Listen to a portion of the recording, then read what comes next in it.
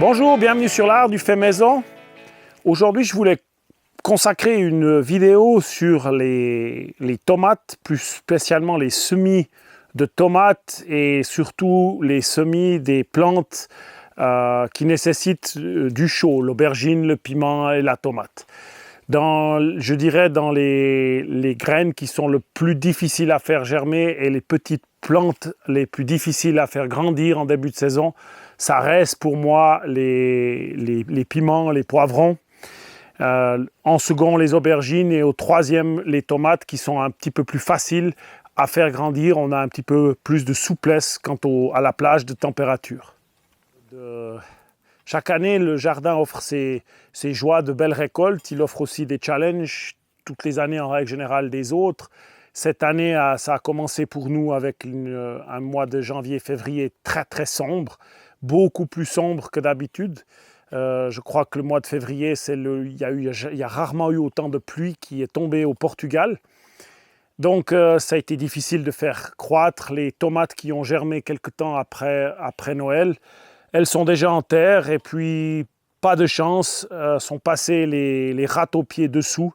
Ils ont liquidé la plupart des racines des tomates et on se retrouve avec des tomates qui ont vraiment beaucoup de problèmes à reprendre.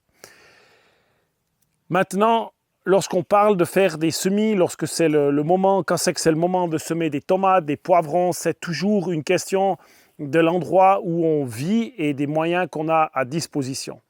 Ce qu'il faut savoir, c'est que ces plantes nécessitent une certaine température, en tout cas plus de 15 degrés pour germer, ce qui fait que si on n'est pas équipé avec un matelas chauffant dans sa serre, c'est relativement difficile de les faire germer tôt dans la saison. On peut les rentrer le soir, les sortir la journée, c'est du travail. On les sortir bien évidemment dans une serre s'il fait soleil, pas à l'extérieur, sinon il vaut mieux les laisser dedans. Mais le challenge, c'est dès qu'elles vont commencer à sortir de terre, à germer, il leur faudra une quantité de lumière qui est supérieure à la moyenne par rapport à une salade, un poireau ou quelque chose qui germe en début de saison. Le risque, si on les met à l'arrière d'une fenêtre, devant une fenêtre même, il n'y a jamais suffisamment de soleil au-dessus de leur tête qui va permettre à la plante de croître d'une façon assez régulière. Il n'y a pas tellement le choix, il leur faut une lumière dessus la tête, donc tomates, poivrons, aubergines, mais spécialement en plus les tomates qui vont filer encore plus que les autres. Il leur faut vraiment une source de lumière qui vient depuis le dessus. La face, ça va quelques jours, mais très très rapidement, les tomates vont se mettre à chercher la lumière vis-à-vis de la fenêtre, elles vont se mettre à filer. Alors on peut compenser une fois en l'enfonçant dans la terre, on avait déjà parlé de ça dans d'autres vidéos, mais ça reste quand même un travail important. Donc la meilleure solution que moi j'ai trouvée, il n'y a pas tellement le choix, les faire germer à l'intérieur tôt, en faire germer peu en début de saison, et les rentrer et les sortir la journée, les mettre au soleil, dans la serre, il n'y a pas le choix. Maintenant, avant de parler peut-être encore de cette fameuse germination et de ce semis, en ce qui concerne les dates, je vois des questions, je vois aussi des gens qui parlent quand c'est qu'il faut semer mes tomates, quand c'est que c'est le bon moment pour les poivrons. Alors, c'est assez simple, il faut à peu près 8 semaines pour une tomate pour qu'elle soit d'une taille, je dirais, acceptable pour être plantée en terre à l'extérieur d'une serre. À l'intérieur d'une serre, on peut compter sur environ 6 semaines, 7 semaines. Elle est déjà à taille raisonnable pour être plantée dans la serre puisqu'elle sera quand même dans un environnement protégé. Si on part de ces 2 mois, pour le poivron et l'aubergine, on rajoute 1 mois supplémentaire. Ça veut dire que le premier semis que l'on va faire, si on espère mettre les aubergines et les poivrons à l'extérieur à fin mai, pour la grande majorité, à peu près partout, c'est quand même depuis la mi-mai, mais si on a encore ce fameux période de froid à mi-mai, on se retrouve de toute manière poussé encore de 2 semaines. Si on veut éviter cette période, ce risque de froid jusqu'à la mi-mai, il vaut mieux commencer début mars, mi-mars, de faire les semis de tomates, et puis mi-février, début mars, les semis de poivrons et d'aubergines. Ça laisse le temps à la plante, en fait, suffisamment pour grandir, pour avoir suffisamment d'heures de lumière durant la journée pour ses besoins, parce qu'elle est très très gourmande en luminosité, pour pouvoir grandir et être prêtes à être en terre vers la mi-mai, fin mai. Ça reste quand même un challenge, même des fois à mi-février, mars, on a un problème de lumière, on a du mauvais temps, c'est le début du printemps, on sait très bien cette période fin d'hiver, début de printemps, c'est capricieux, ça change tout le temps. On peut s'aider de lampes, mais dans une moyenne, de toute manière, quand on a un endroit pour les mettre la journée, que ça soit par exemple sur un balcon près d'un mur, mais ça peut faire froid, hein, mais disons que dans une serre en majorité, pour faire ces plantons, ça va suffire, elles vont pouvoir être la journée dans la serre et s'il fait trop froid, rentrer la nuit dans la maison. C'est pour ça qu'en début de saison, si on est pressé de mettre des tomates, il faut choisir des variétés qui justement n'ont pas tendance à vouloir grandir vers la hauteur, comme les Lata, qui restent des tomates à format déterminé. Ça devient un grand buisson comme ça, exactement comme je le mets, et ça s'arrête la croissance. C'est ça que moi j'ai en terre maintenant dans la serre, parce que j'aurais pu, maintenant je n'ai plus besoin, il n'y a plus de risque de gel ici dans la serre, mais disons qu'elles auraient déjà dû avoir 2 fois cette taille pour la même période de la saison. Mais si je devais les protéger, je n'ai pas besoin de protéger une plante qui fait cette hauteur, mais seulement une plante qui fait cette hauteur. Donc ça simplifie le format de protection que l'on doit utiliser pour les plantes qu'on a plantées dans la serre. Une dernière chose, pour ne pas trop se prendre la tête avec ces semis, essayez d'étaler. Si vous êtes pressé, pourquoi pas en faire à mi-février, faire 2 semaines après quelques-uns. Essayez de faire peu de semis, pas tout le même temps, la même chose tout d'un coup. Essayez d'étaler ça peut-être sur un mois, mi-février, début mars, mi-mars pour les poivrons, et puis les tomates, début mars, mi-mars, fin mars. Ça suffit, on a généralement assez de temps, surtout si vous devez les mettre à l'extérieur. Encore une fois, c'est une autre question pour la serre. On peut prendre un petit peu d'avance, à chacun de connaître son climat, de connaître les conditions de sa serre, si elle résiste au gelé au sol à l'intérieur. Moi, souvent, je fais des tests, je mets des courgettes ou je plante du maïs, des choses, disons, qui ne me coûtent pas trop en temps de travail pour implémenter, ou des haricots qui sont d'ailleurs très jolis ici.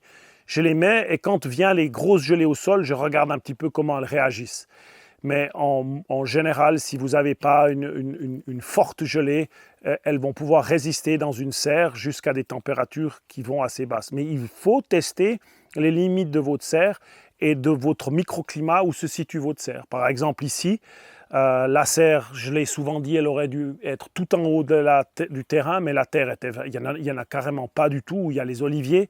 Tout en bas, j'ai beaucoup plus de gelée plus forte que tout en haut. Donc dans l'idéal, le microclimat de ma serre aurait dû être un petit peu plus haut en altitude et dans la pente, parce que le froid il descend et il vient et il s'installe droit dans le jardin. Mais c'est pas grave, malgré ça j'arrive à faire avec. Ma foi, c'était la situation à déterminer les choses comme ça, mais c'est important de connaître un petit peu comment votre serre réagit par rapport aux températures, et c'est l'unique moyen de le savoir, c'est de planter une fois des plantes à risque dedans, et c'est là qu'on observe les conditions de vie de ces plantes. Alors cette année, j'ai testé une nouvelle méthode pour semer les tomates, celles que j'ai dans les mains. Elles ont été semées le 6 février de cette année. Elles ont germé à l'extérieur, je ne les ai jamais mises à l'intérieur de la maison. Et on est presque un petit mois après, hein, on est le 13 aujourd'hui, 13 mars, elles sont magnifiques. Cette méthode de semer s'appelle en fait je ne sais pas d'où vient cette méthode, hein. Je n'ai rien inventé, je l'ai vu une fois sur internet, je ne me suis pas vraiment penché sur le problème, puis cette année je me suis dit je vais quand même essayer pour des raisons d'espace, des raisons de profondeur de racines, et puis surtout parce que partout où je voyais ça, je voyais quand même des plants qui n'avaient pas beaucoup filé, qui étaient assez gros, qui étaient assez robustes. Et on voit que mes plantons que j'ai dans la main, ils sont vraiment magnifiques avec une épaisseur de tronc qui est déjà très agréable. Ils sont assez longs, mais ils ont des racines qui sont vraiment énormes, qui sortent à l'extérieur. Donc on va ouvrir les anglo-saxons appellent ça un snail, donc un escargot. On va ouvrir ça et voir ce qu'on peut faire avec ces tomates qui sont donc des variétés Lata que je vais replanter à la place de celles que les râteaux-pieds ont mangées. Et comme ça, elles seront directement en terre, elles vont passer de là en terre. Ce semis, il a beaucoup d'avantages. On va peut-être en revenir. Je vais vous montrer, on va l'ouvrir et puis ensuite, je vais vous montrer comment je l'ai fait pour que vous puissiez faire. Donc, un des grands avantages, c'est l'espace qu'il utilise en fait et la diminution de travail. Une fois le semis, au lieu d'avoir des semis qui poussent de cette manière, qu'il va falloir transplanter de là dans des pots plus grands, je vais éviter cette opération de là au premier pot. Je vais directement les avoir prêts pour les mettre en terre. Alors, le grand avantage, c'est qu'il n'y aura qu'une seule manutention. Le risque, c'est qu'ils ne sont pas dans des pots individuels. Donc, il faut voir comment ces racines se séparent les unes des autres sans que j'abîme trop les racines en fait, des tomates. Essentiel aussi, c'est de ne pas attendre non plus qu'elle fasse cette taille-là. Hein. On est d'accord que ça, c'est vraiment un speed semis, on pourrait l'appeler comme ça. Donc, encore une fois, si je devais implémenter ces tomates pour la mi-mai à l'extérieur, je serais beaucoup trop tôt dans mon programme. Il faudrait vraiment, à ce moment-là, avoir 2 mois, juste 2 mois, et comme ça, je pourrais implémenter ça sans passer par l'étape d'un pot. Il faut de la terre, de la peau, c'est une manutention et c'est un travail assez important. Et le grand avantage, si on fait ces semences soi-même, c'est qu'on peut faire autant de ces snails, de ces escargots qu'on a envie. Le matériel nécessaire, c'est quasiment nul et c'est récupérable pour une vie entière. Donc c'est le premier que j'ouvre, hein. J'avoue, hein, j'en ai jamais fait avant. Donc ça, c'est le système de fermeture, il faut un bon scotch. C'est le premier que j'ouvre. Et on voit que c'est magnifique, que le système racinaire est bien établi.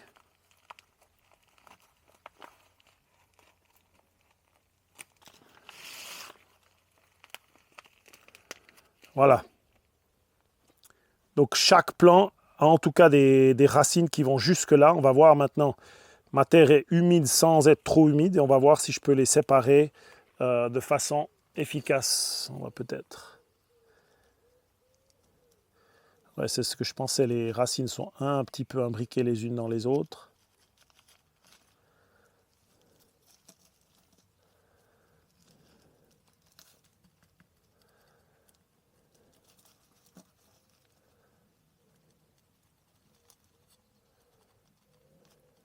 Peut-être on les a semés trop denses. Peut-être. Ouais.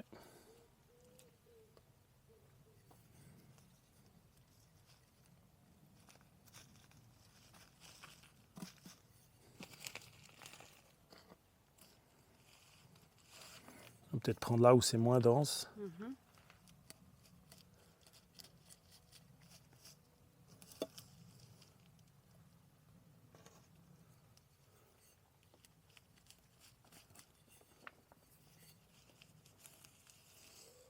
Regarde. Ça s'est séparé très très bien. On va voir ceux-là. Alors là, c'est plus compliqué. Là, elles sont trop denses. Ils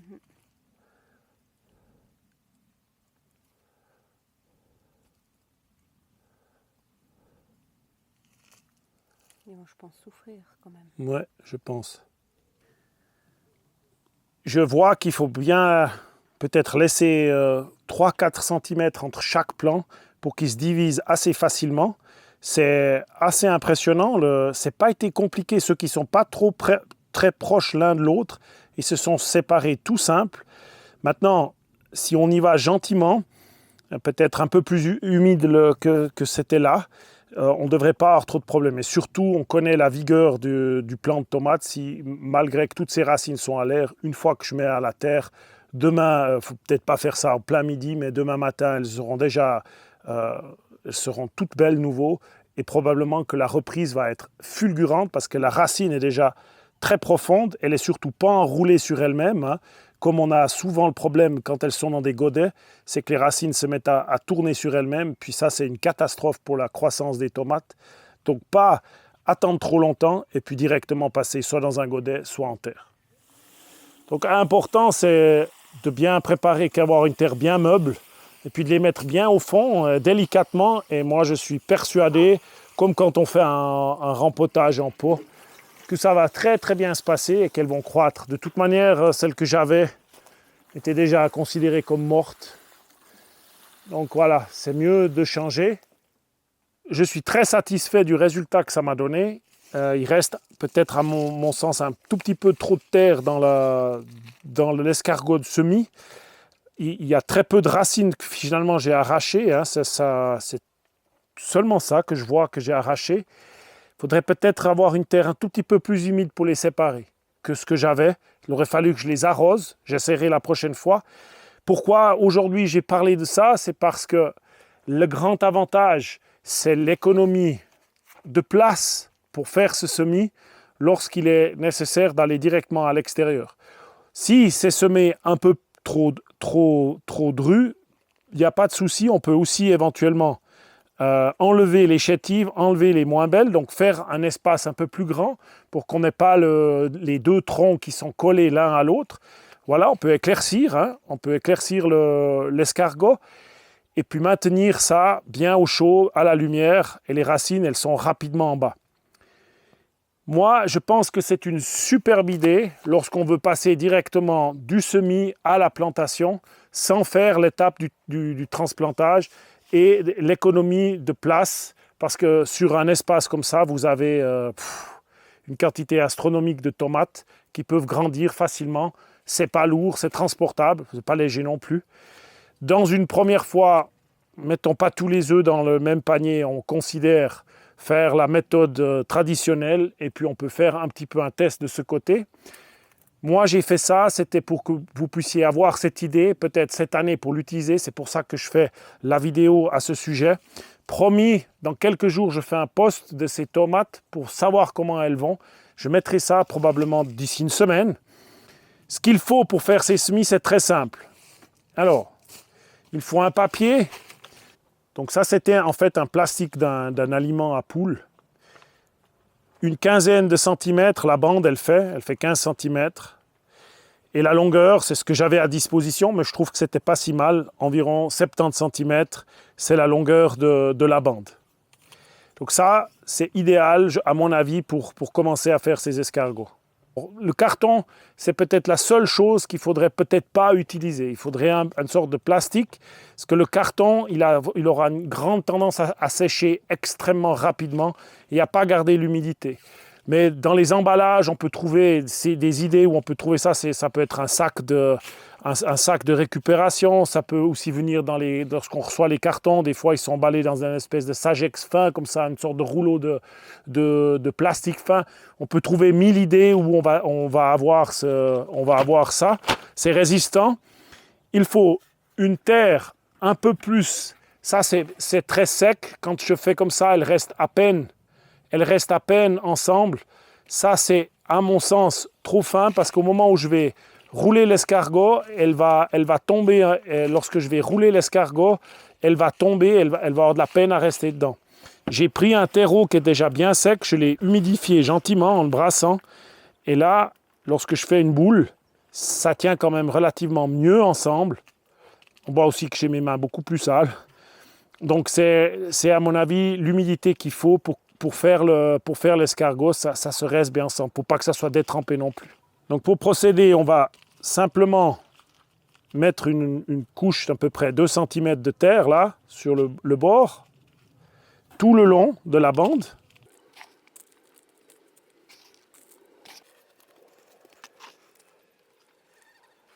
Une fois que c'est prêt, important, parce qu'on a déjà les mains assez sales, c'est de préparer le bout de scotch. Je crois que je pourrais même réutiliser ce que j'ai. Je pourrais réutiliser celui qui est là-bas au bout, parce que ce scotch est vraiment de qualité. Mais disons que voilà. Non, mais tu le touches pas, t'as les mains tout sales. Fais-le, moi je te le donne. Alors, mais normalement, je le scotch là. Alors, on prend ça et on commence à enrouler en serrant pas trop, mais je serre pas, je roule quoi. On s'inquiète pas trop de la terre qui tombe, si elle tombe. Mais là, on voit que c'était la bonne humidité de mon sol. Hein. Ça tombe pas tellement, ça reste bien dedans. Passablement, là. Et j'ai juste pas mis de terre à la fin parce que évidemment il faut que ça puisse coller. Voilà. Ah, je vais quand même réutiliser l'autre par sécurité.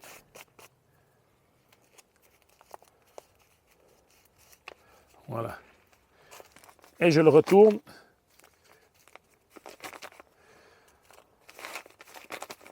Alors, assez important, c'est de ne pas avoir ici 5 cm de différence entre le niveau de semis et le niveau de terre. Donc là, il en manque un tout petit peu, je peux en rajouter un peu dessus. Puisque là, les tomates, on ne les plante pas très profond. Maintenant, ces snails, ces escargots, on peut aussi planter d'autres choses. On pourrait imaginer mettre des courgettes, mettre des courges, des choux, disons que des plantes qui nécessitent une transplantation par les racines. On pourrait essayer avec d'autres choses. Peut-être les choux ne seraient pas ma première idée, mais pourquoi pas. On peut essayer d'autres graines. Je vais faire d'autres essais. On reviendra peut-être sur ce sujet. Les poivrons, etc., etc. Il y a plein de plantes qu'on pourrait faire des tests. Mais disons que le premier et le plus simple, ça reste la tomate. Ensuite, il suffit de prendre les graines et puis disposer quelques-unes dessus. Effectivement, l'alcool un peu. Effectivement, vaut mieux un peu plus et puis éclaircir. Prendre la peine de repasser puis d'éclaircir les tomates que d'en avoir pas assez puis des trous partout. Mais l'important, c'est de mettre une à une. Oui. Pas les coller, il faut quand même les séparer, mais des fois elles collent. Mais...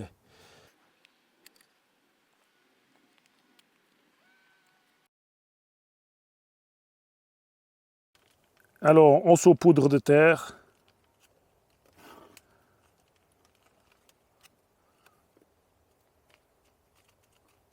Étiqueté, puis on peut même mettre la date. Comme ça, au moins, c'est labellisé, c'est facile à se retrouver. Maintenant, une petite chose que l'on peut faire, soit si on veut essayer d'augmenter la chaleur, soit si on veut essayer de garder un peu plus d'humidité, moins devoir arroser. Moi, je suis passé, quand il a fait très chaud, une fois par jour dessus avec un petit arrosage. On pourrait mettre ce que j'utilise là. Je récupère pour faire des boutures. On pourrait simplement les mettre et puis poser une de ces mini-serres dessus. Comme ça, on garde l'humidité. On a aussi une augmentation de la chaleur. Si vous devez les laisser à l'extérieur de votre maison parce que vous n'avez pas de serre, vous pourriez très bien mettre la mini-serre dessus la journée, laisser ça au soleil. Ça va favoriser la germination. Et puis la bouteille, lorsque vous avez le soleil qui commence à devenir un peu plus chaud et que les plantes ont germé, on peut pourquoi pas ouvrir le dessus de la bouteille. Ça favorise, ça empêche le vent de souffler contre les plantes, et puis le trou en dessus fait partir la chaleur, ce qui évite de brûler les plantes à l'intérieur. Ou la grand-maman qui m'expliquait qu'elle avait coupé la bouteille en fait par le bas, elle avait laissé le bouchon, toute la journée la bouteille reste sur la plante, donc coupée, le bouchon est ouvert et la nuit, elle remet le bouchon, comme ça elle n'a même pas besoin en fait de percer le dessus. C'est vrai que ça va aussi très bien, mais pour faire les boutures, moi j'avais besoin du plus possible d'espace, mais j'y avais pas nécessairement pensé. Donc pourquoi pas faire comme la grand-maman, couper en bas et puis garder le bouchon pour faire ouverture de serre, fermeture de serre. Это я пусту гарафам. Гарафам. Ты не луеши. Ты не луеши. Пожалуйста, здорово. Era por causa do garrafão no avalar. Quero ver. Mas agora já bate no garrafão. A ver, os torres era para o garrafão no avalar. Tá bem. Ah. As folhas. Mas agora as folhas estas estão no garrafão. Mas de dia não fica assim, o garrafão está aberto. Não, dia se tapavam assim. Está aberto. E à noite punha na rolha. Alors voilà, une méthode facile, portative. Il y a 1, 2, 3, 4, 5, 6, 7, 8, 9 variétés de tomates qui sont semées dans mes mains, à faire entre 6 et 8 semaines avant la plantation. Comme ça, les plantes ne deviennent pas trop grandes, prêtes à être en terre. C'est quelque chose que je vous encourage à tester. Finalement, c'est économique, ça prend peu de place, peu de temps. Mettez pas tous les œufs dans le même panier. Considérez toujours votre méthode classique que vous aimez. Gardez-la, mais à tester. Et puis j'espère que cette vidéo vous aura plu. Bon courage pour les semis, c'est vraiment le moment d'y aller maintenant. Et puis à tout bientôt, au revoir.